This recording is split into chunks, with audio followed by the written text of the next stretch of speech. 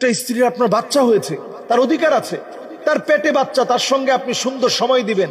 এই বাচ্চার জন্য আপনি সময়, নিজের স্ত্রীর সঙ্গে স্ত্রীর কষ্টটাকে লাঘব করার জন্য আপনি সময় দিবেন। তা না করে যদি আপনি আরেকটা বিবাহ করেন, তো এটাও একটা জবাবদিহিতা আওতায় পড়ে না? মানুষ এটা নিয়ে কি বলবে?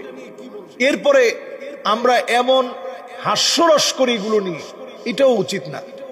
আমি বলবো, কেউ যদি দ্বিতীয় বিবাহ করে সামাজিক প্রয়োজনে, নিজের প্রয়োজনে, ইসলামের প্রয়োজনে, দিন ছড়ানোর জন্য, মাসআলা মাসাইল জানানোর জন্য, অথবা কোনো নারীর নিরাপত্তা নিশ্চিত করার জন্য, ক্ষেত্রে প্রচন্ড লেগে গেছে, সেই সময়ে মুসলমান নারীর সংখ্যা বেড়ে গেছে, এই বিপদ থেকে বাঁচানোর জন্য তখন যদি দ্বিতীয় বিবাহ লাগে আপনি করবেন। নিজের ঈমানকে রক্ষার জন্য আপনার যদি দ্বিতীয় বিবাহ প্রয়োজন হয় আপনি করবেন।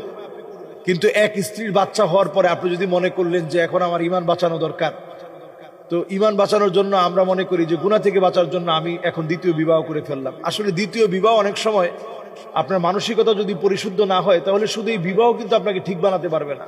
পরিশুদ্ধ মানসিকতার জন্য আপনি ইস্তেগফার পড়েন। বিবাহ তো আপনি 4টা করতে পারবেন, ইস্তেগফার তো 4টার মধ্যে সীমাবদ্ধ থাকবে না। আপনার ইস্তেগফার আপনি যদি 1000 বার পড়েন, 1,00,000 বার পড়েন, অন্তর পরিশুদ্ধ হবে। আপনি রোজা রাখেন, রাসূলুল্লাহ সাল্লাল্লাহু আলাইহি ওয়াসাল্লাম রোজা রাখতে বলেছেন, আপনি রোজা রাখেন। হ্যাঁ, তাজাওয়াজুল ওয়াদুদ আল ওয়ালুদ। আপনি যদি ওই রকম কোন নারীকে বিবাহ করেন, তাকে বিপদ থেকে বাঁচানোর জন্য এবং বংশ বিস্তারের জন্য, আপনার একটা বাচ্চা কাচ্চা হচ্ছে না, আপনি আরেকটা বিবাহ করলেন এবং সেই বিবাহের ভিতরে আপনি সুন্দর করে বুঝায় শোনায় নিলেন এবং সমতা মেনটেন করলেন। আমরা আমাদের সমাজে যেটা করি, এক বইয়ের খবর নিতে নিতে আরেক বইয়ের মোটেও খবর নেই না। যেমন আপনি সমতা, অনেকে আমরা বুঝি না যে সমতা কাকে বলে। আপনি একজনকে ফ্রিজ কিনে দিলেন, তার ফ্রিজটা হচ্ছে একেবারে সিঙ্গারের বিশাল বড় একটা ফ্রিজ কিনে দিলেন, আরেকজনের কোন রকম একটা ওয়ালটন দিলেন, সমতা হয়নি। একজনকে আপনি ফ্ল্যাট কিনে দিলেন গুলশানে, আরেকজনের দেশে আপনি কোন রকম একটা ঘর করে দিলেন যে তুমি এখানে থাকো, সমতা হয় নাই।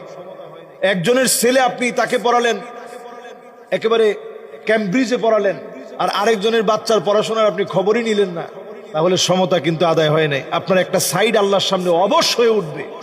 এই জন্য দ্বিতীয় বিবাহ, তৃতীয় বিবাহ, চতুর্থ বিবাহ বলা যত সহজ, আপনি খবর নিয়ে দেখেন যারা দ্বিতীয়, তৃতীয়, চতুর্থ বিবাহ করেছে সমতা মেনটেন করতে পারছে না এবং পারিবারিক একটা কলহ লেগে আছে।